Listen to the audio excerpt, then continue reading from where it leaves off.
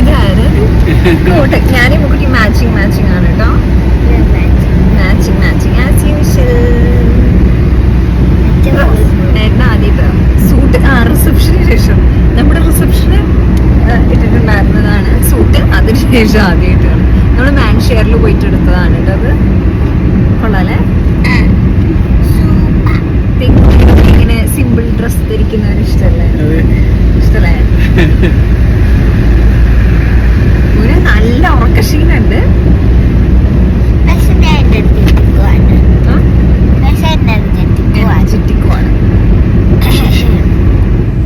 നമ്മളിവിടെയാണ് സ്ഥിരം വരാറുള്ളത്. ഞാൻ പ്രഗ്നന്റ് ആയിരുന്നപ്പോൾ വന്നിരുന്ന ഇവിടെയാണ്.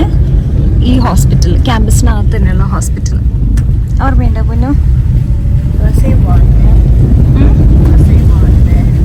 ബോണ്ടായത് അവിടെയല്ല, വേറെ സ്ഥലത്തോ.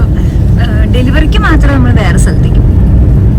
അപ്പൊ നമ്മള് ക്യാമ്പസിന്റെ ഫ്രണ്ടിലേക്ക് പോവാണ്.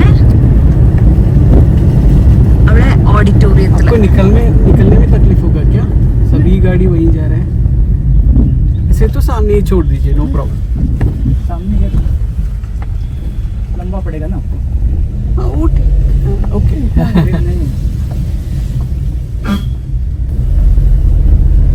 ടോട്ടൽ എത്ര പേരുടെ കൺവൊക്കേഷൻ ആയിട്ടൊന്ന്?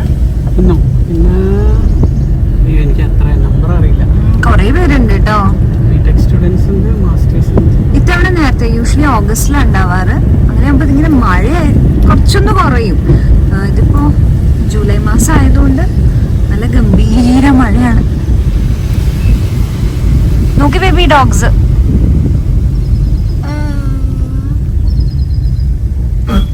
അപ്പൊ ദേ നമ്മള് കേറാണ്. അതായത് ഏട്ടനും ഒരു സൈഡിൽ കൂടിയും ഞങ്ങള് വേറെ സൈഡിൽ കൂടിയാണ് കേറേണ്ടത്.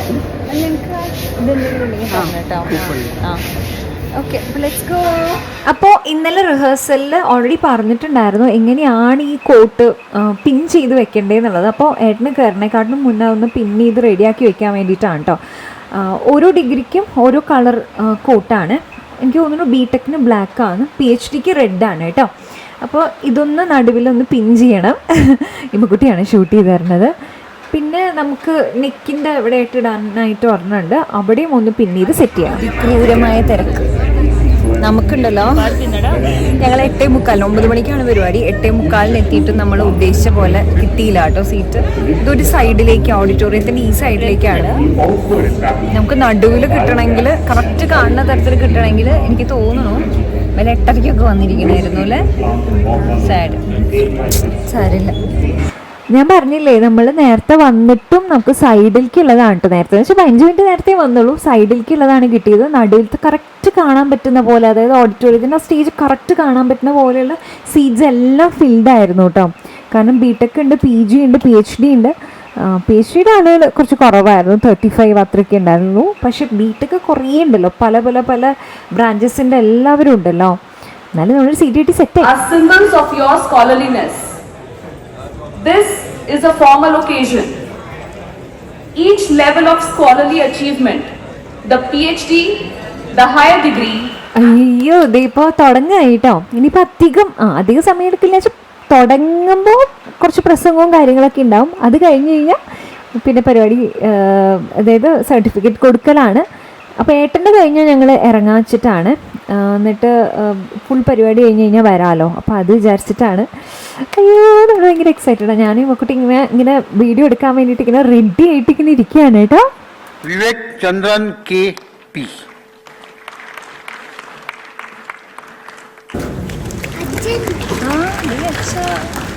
पाटिल प्राजक्ता प्रताप.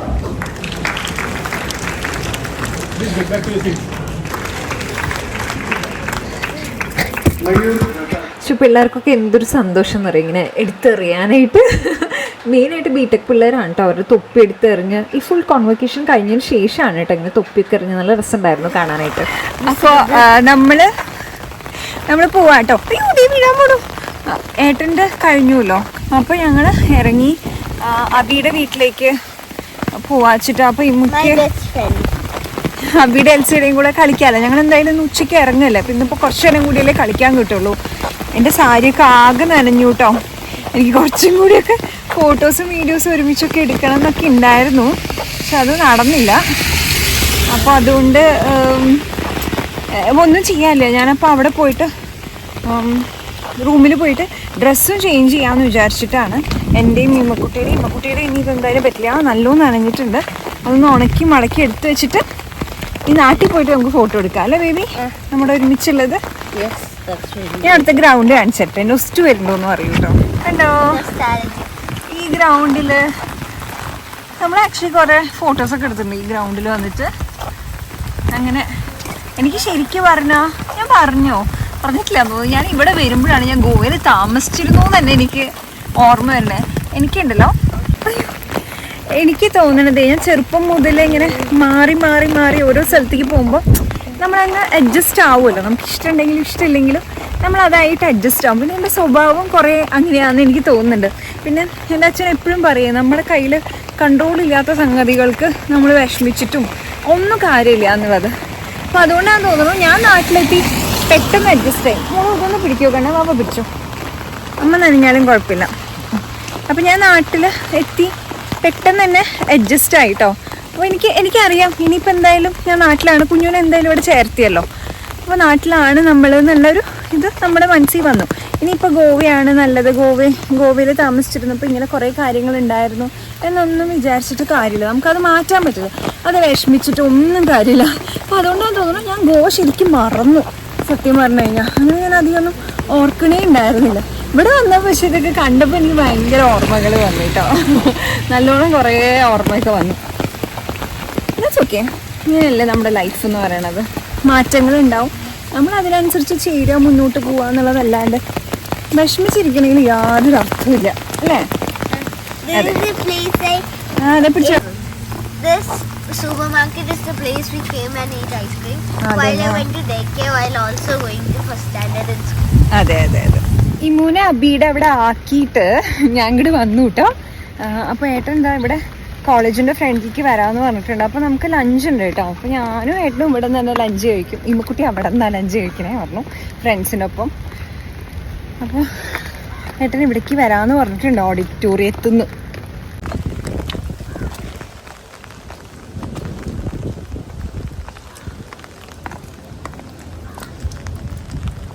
ഫൈനലി കേട്ടോ, എത്ര വർഷത്തെ അധ്വാനത്തിൻ്റെ ആണിത്.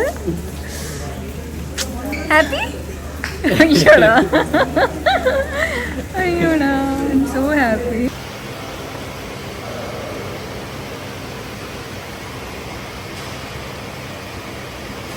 Standalone star sensor for a class of small satellites. ഫുഡടി ഇനിയാണ് മെയിൻ പണി. നല്ല വിശപ്പുണ്ടായിരുന്നു എനിക്ക്. കല്യാണത്തിന് റിസപ്ഷനൊക്കെ പോലെ ഇങ്ങനെ അറേഞ്ച് ചെയ്ത് വെച്ചിട്ടുണ്ടായിരുന്നു കേട്ടോ. ഫുള്ള് ലൈറ്റും ഇതൊക്കെ ആയിട്ട് നേരെ നമ്മൾ അറ്റാക്ക് ചെയ്തു ഫുഡിൻ്റെ ആ ഭാഗത്തേക്ക്. കുറേ ഐറ്റംസ് ഉണ്ടായിരുന്നു കേട്ടോ, നോൺ വെജ് ആയിട്ടും വെജായിട്ടും കുറേ ഐറ്റംസ് ഉണ്ടായിരുന്നു. വെജ് എനിക്ക് ഈ സാലഡ്സൊക്കെ നല്ലോണം ഇഷ്ടപ്പെട്ടു. വെറൈറ്റി സാലഡ്സ് ഉണ്ടായിരുന്നു, സ്വീറ്റ്സ് ഉണ്ടായിരുന്നു കേട്ടോ. ഹായ് ഓക്കെ, കുറേ പേര് ഏട്ടന് കൺഗ്രാറ്റ്സ് അയച്ചിട്ടുണ്ട് ഇൻസ്റ്റയിൽ. ഇവിടെ ഒരു കുട്ടി ഇരുന്ന് വായിക്കാം കേട്ടോ. അപ്പോൾ നന്ദി പ്രകാശനം ചെയ്യാൻ വേണ്ടിയിട്ട് ഞാൻ ഏട്ടനെ വിളിച്ചുകൊണ്ട് വന്നിരിക്കുകയാണ്. ഓക്കെ, ഫസ്റ്റ് തന്നെ PhD കുറിച്ച് ചെറുതായിട്ടൊന്ന് പറയാം. അപ്പോൾ ഇമ്മു ജനിച്ചെന്നാണ് ഏട്ടൻ PhDയുടെ പരീക്ഷ പാസ്സാവണത്. അതെ, കാൻഡിഡൻസി ടെസ്റ്റ് ഉണ്ട്. പറയണേട്ടാ, കാൻഡിഡൻസി ടെസ്റ്റ് ഉണ്ട്. അപ്പം 20th നവംബർ 20th എക്സാം ഉണ്ടായത്. അപ്പോൾ ശരിക്കും പറഞ്ഞാൽ ഇമ്മക്കുട്ടി ഉണ്ടാവുന്ന ഡേറ്റ് ഒഫീഷ്യലി അതായിരുന്നു. എന്ന് വെച്ചാൽ ഡോക്ടർ പറഞ്ഞ 20th ആയിരുന്നു. പക്ഷെ അപ്പോഴൊന്നും പെയിൻ സ്റ്റാർട്ട് ചെയ്തില്ല. അപ്പൊ ഞാൻ പോയി ഉദ്ദേശം ഉണ്ടായിരുന്നില്ല. ഞാൻ പോയി പരീക്ഷ എഴുതി. അങ്ങനെ അത് കഴിഞ്ഞിട്ട് അതിന്റെ റിസൾട്ട് അൺഒഫീഷ്യലി അറിഞ്ഞത് 23rd അന്നാണ് ഇമ്മക്കുട്ടി ഉണ്ടാവുന്നത്. അപ്പൊ അന്ന് തുടങ്ങിയ യുദ്ധാണ്. പിന്നെ ഈ കോവിഡിന്റെ സമയത്ത് ശരിക്കും അത് ഒത്തിരി സ്റ്റക്കായി. അപ്പൊ അതുകൊണ്ട് കുറച്ച് ലാഗ് വന്നു.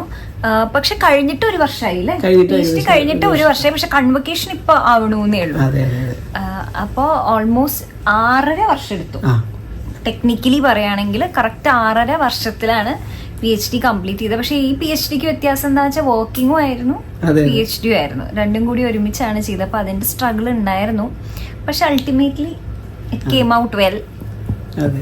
ഒരുപാട് സന്തോഷായി. പക്ഷെ ഇമ്മക്കുട്ടിക്കും ഭയങ്കര, ഇമ്മക്കുട്ടി പരീക്ഷ പാസ്സായ സന്തോഷമായിരുന്നു ഇമ്മക്കുട്ടിക്ക്, അല്ലേ ഇമ്മു? അല്ലേടാ? അതെ.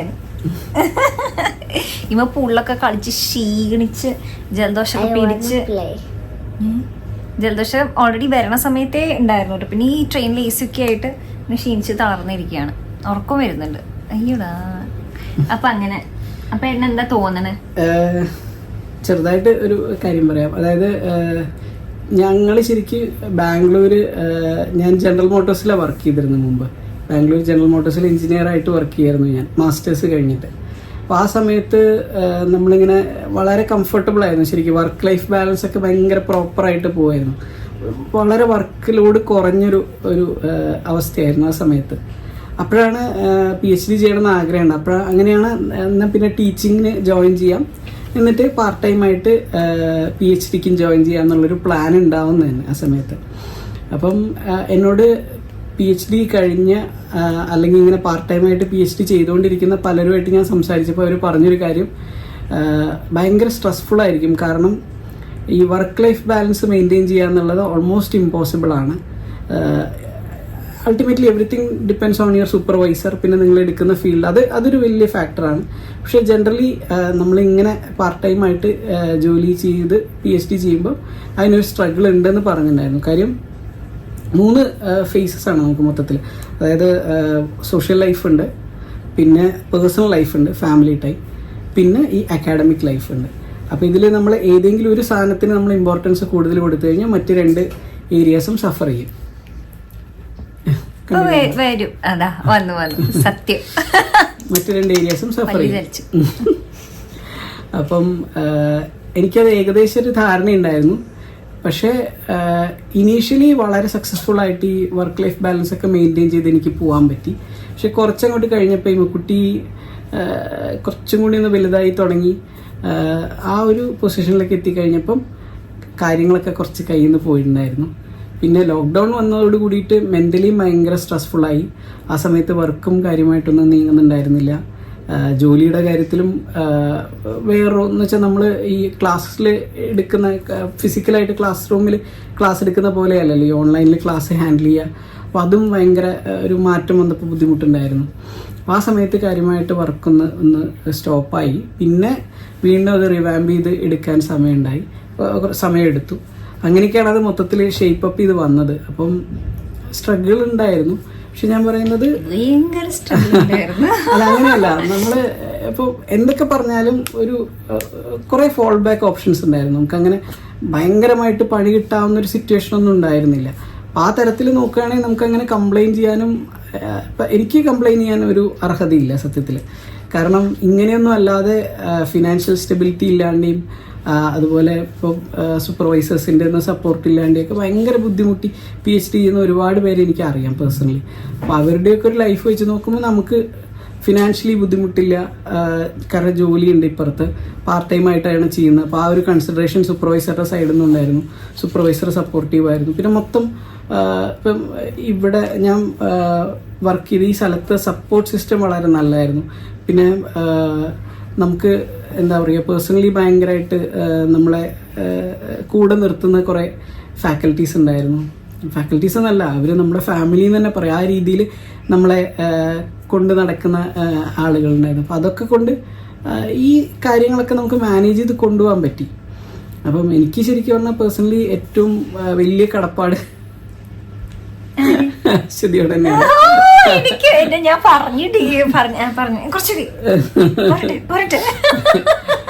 കാരണം ഞാൻ പറഞ്ഞില്ലേ, ഏറ്റവും കൂടുതൽ സഫർ ചെയ്ത് പേഴ്സണൽ ലൈഫും സോഷ്യൽ ലൈഫുമാണ്. സോഷ്യൽ ലൈഫ് സഫർ ചെയ്യുന്നതുകൊണ്ട് നമ്മൾ ആരോടും അക്കൗണ്ടബിൾ അല്ല, ആരോടും നമുക്ക് ഒരിതും പറയേണ്ട കാര്യമില്ല. പക്ഷേ ഇമ്മക്കുട്ടി ഏറ്റവും ചെറിയ പ്രായം മുതൽ ഇമ്മക്കുട്ടിയുടെ കാര്യങ്ങളിൽ എനിക്ക് ഒരു പരിധി കൂടുതൽ ശ്രദ്ധിക്കാൻ പറ്റിയിട്ടില്ല. അത് കംപ്ലീറ്റ് എനിക്ക് വേണ്ടി കവർ ചെയ്ത അശ്വതിയാണ്. അപ്പൊ ആ തരത്തിൽ അശ്വതിയോട് ഒരു വലിയ കടപ്പാട്. പിന്നെ ഒരു കാര്യം എന്താണെന്ന് വെച്ച് കഴിഞ്ഞാൽ, ഇപ്പൊ ഇമ്മക്കുട്ടിയുടെ കാര്യം മാത്രമല്ല, വീട്ടിൽ നമ്മൾ എല്ലാ ചെറിയ ചെറിയ കാര്യങ്ങളിലും ഇൻവോൾവ് ആവണമല്ലോ. അപ്പൊ ആ തരത്തിലും എനിക്ക് പൂർണ്ണമായിട്ട് ഇൻവോൾവ് ആവാൻ പറ്റിയിട്ടില്ല. അപ്പോൾ ആ തരത്തിലൊക്കെ വലിയൊരു സപ്പോർട്ട് അശ്വതിയുടെ സൈഡിൽ നിന്ന് ഉണ്ടായിട്ടുണ്ട്. എന്നുവെച്ചാൽ ഒരു ലോക്ക്ഡൗൺ വരെ ഞാൻ പറഞ്ഞില്ലേ വളരെ സ്റ്റേബിളായിട്ട് പോയിരുന്നതാണ് വർക്ക്. പക്ഷെ അത് കഴിഞ്ഞിട്ട് ശരിക്കും പറഞ്ഞാൽ ഈ PhD ഒരു ഫൈനൽ പോയിന്റിൽ വരെ എന്നെ ഉന്തിത്തള്ളി എത്തിച്ചതിൽ ഏറ്റവും വലിയ കോൺട്രിബ്യൂഷൻ അശ്വതിയുടെയാണ്. കാരണം ഞാൻ ഇമോഷണലി ഭയങ്കര വൾണറബിൾ ആയിരുന്നു. പിന്നെ എനിക്ക് എന്നുവെച്ചാൽ പലപ്പോഴും സമയം ഉണ്ടെങ്കിൽ പോലും വർക്ക് ചെയ്യാൻ പറ്റാത്ത രീതിയിൽ മെൻ്റലി ഭയങ്കര ഡൗൺ ആയിരുന്നു.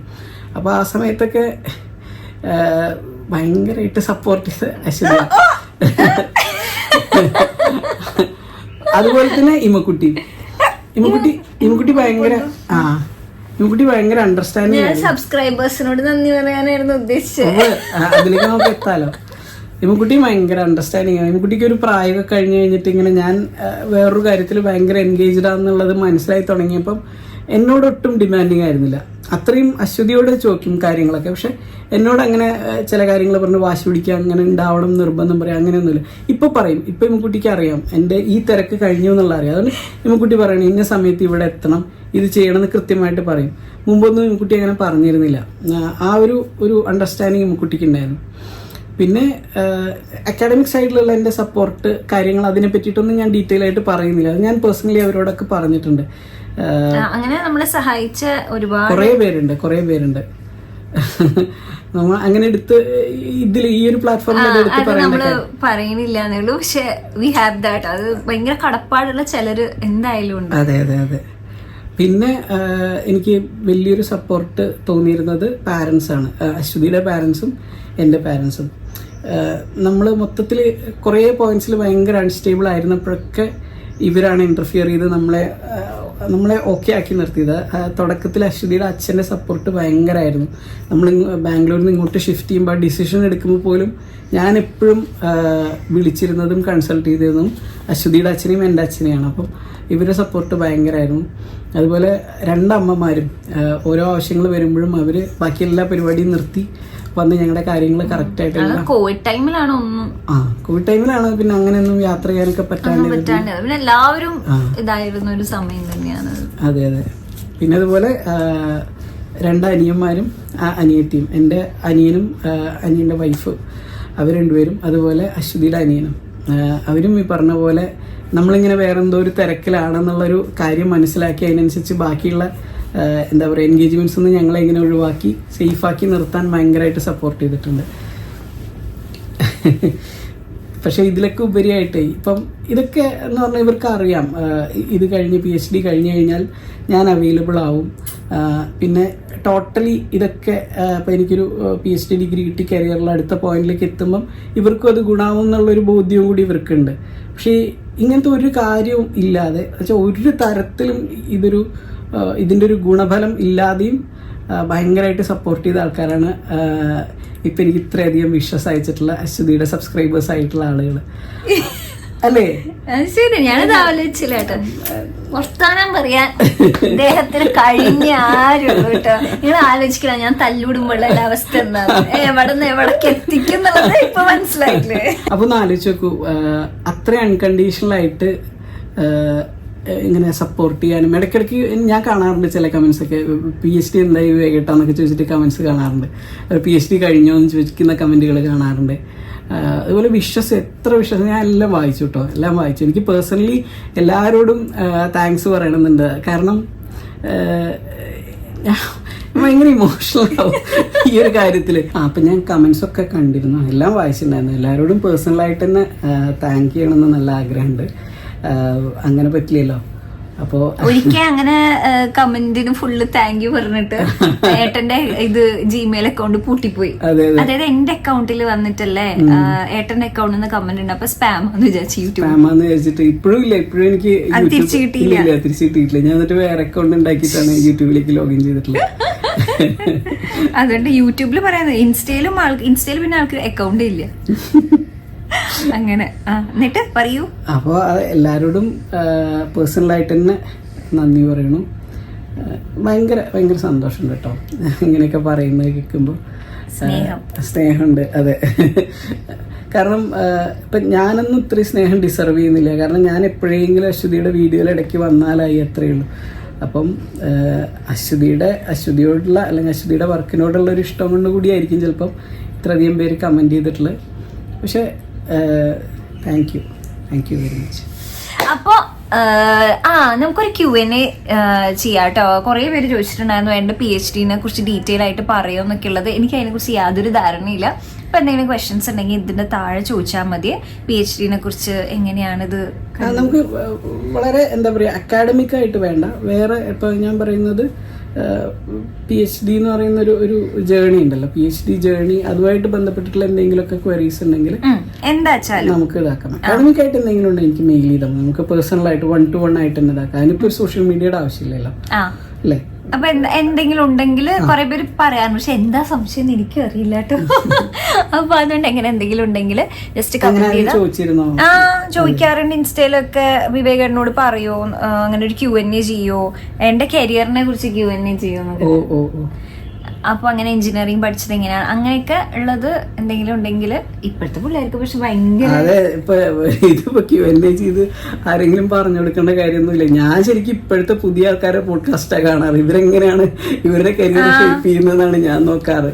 നമ്മള് ഇങ്ങനെ ഒരു ഒഴുക്കില് പോണ അങ്ങനെയൊക്കെയാണ് നമ്മള് ചെയ്തിട്ടുള്ളത്. അപ്പൊ അങ്ങനെ എന്തായാലും ഒരുപാട് സന്തോഷമായിട്ടോ. ഈ ഒരു മൊമെന്റിന് വേണ്ടിയിട്ടായിരുന്നു നമ്മൾ കുറെ കാലമായിട്ട് കാത്തിരുന്നത്. ഇതൊന്ന് എന്ത് പറഞ്ഞായിരുന്നു PhD കഴിയട്ടെ ഞാനൊന്ന് കല്യാണം കഴിഞ്ഞിട്ട് 2-3 വർഷം കഴിഞ്ഞിട്ടല്ലേ, 3 വർഷം കഴിഞ്ഞിട്ട്. അപ്പൊ ആക്ച്വലി ആ 3 വർഷവും നമ്മള് ആദ്യമേ തന്നെ അങ്ങനെ ഉണ്ടായിരുന്നു അക്കാഡമിക്സിൽ വരണം എന്നുള്ളത്. അപ്പൊ അങ്ങനെ നമ്മൾ അപ്പൊ വിചാരിച്ചിരുന്നത് എന്താ വെച്ചാൽ PhD പ്രോപ്പറായിട്ടൊരു സ്ഥലത്ത് കിട്ടട്ടെ, അങ്ങനെയായിരുന്നു. അപ്പൊ ആയിട്ട് കുറെ അപ്ലൈ ചെയ്യുകയും ചെയ്ത്. ഞാൻ IISc ഇന്റർവ്യൂ അറ്റൻഡ് ചെയ്തിട്ടുണ്ടായിരുന്നു ആ സമയത്ത്. പക്ഷെ ആ സമയത്ത് ഞാൻ ഫാഷൻ ഡിസൈനിങ് കോഴ്സ് കഴിഞ്ഞ് ഓൺലൈൻ ബിസിനസ് സ്റ്റാർട്ട് ചെയ്ത സമയം. അപ്പൊ എനിക്കും കണ്ടായിരുന്നില്ല കേട്ടോ. അപ്പൊ ഫുൾ ടൈം PhD എടുക്കുകയാണെങ്കിൽ നമുക്ക് ആ സ്റ്റൈഫൻഡ് വെച്ച് ജീവിക്കാന്നുള്ളത് വളരെ പാടായിരുന്നു. പക്ഷെ ഞാൻ അപ്പോഴേക്കും ഒരു യൂട്യൂബ് കരിയർ ഉണ്ടാക്കിയിരുന്നെങ്കിൽ ഫുൾ ടൈം PhDക്ക് അപ്പൊ നമുക്കത് സ്റ്റേബിൾ ആയേന്. അതങ്ങനെ അന്ന് ഉണ്ടായിരുന്നില്ല. പക്ഷെ എനിക്ക് തോന്നുന്നു നമുക്ക് ഒരാൾക്കൊരു സ്റ്റേബിൾ ഇൻകം ഉണ്ടെങ്കിൽ കുറച്ചുകൂടി കോൺഫിഡന്റ് ആയിട്ട് നമുക്ക് അതിലേക്ക് ഇറങ്ങാൻ പറ്റും. അപ്പൊ അങ്ങനെ എന്തായാലും ഫൈനലി കുഞ്ഞു കൈ ഹം സാത്ത് ഹേ.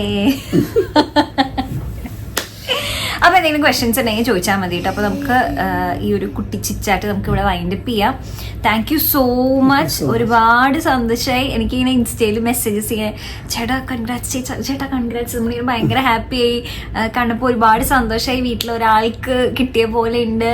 പിന്നെ എനിക്ക് തോന്നുന്നത് ഈ പഠിച്ച് കിട്ടുന്ന സംഗതികൾക്ക് ഭയങ്കര വാല്യൂ അല്ലേ എന്നുവെച്ചാ അതിനോട് നമ്മളെ മലയാളി പൊതുവെ തന്നെ ആ ഒരു ഒബ്സഷൻ ഉണ്ട് എന്ന് തോന്നുന്നു. ഇപ്പൊ ഡോക്ടർ ആവുക, അല്ലെങ്കിൽ ഇപ്പൊ ഈ പറഞ്ഞ പോലെ ഡോക്ടറേറ്റ് കിട്ടുക, PhD വെച്ചാൽ നമ്മൾ ഭയങ്കര കുത്തിയിരുന്ന് പഠിച്ചത്, അല്ലെങ്കിൽ IAS കിട്ടുക, IPS കിട്ടുക, ഇതൊക്കെ ഭയങ്കര ഇതായിട്ട് എല്ലാവർക്കും ഭയങ്കര സന്തോഷമാണ്. ഗോൾഡൻ പ്ലേ ബട്ടൺ കിട്ടുമ്പോൾ സന്തോഷമല്ലേ ആൾക്കാർക്ക്? അത് സന്തോഷം തന്നെയാണ്. പക്ഷെ എന്നാലും പഠിച്ചിട്ട് അതൊരു അങ്ങനെ ഒരു ഇതുണ്ടല്ലോ, എനിക്ക് തോന്നിയതായിരിക്കും ചിലപ്പോ റിയാക്ഷനിൽ വ്യത്യാസം അങ്ങനെ എനിക്ക് തോന്നാറുണ്ട്. അപ്പൊ അത് ഭയങ്കര എല്ലാവർക്കും ഭയങ്കര സന്തോഷമായിട്ട് തോന്നിയിട്ടുണ്ട്.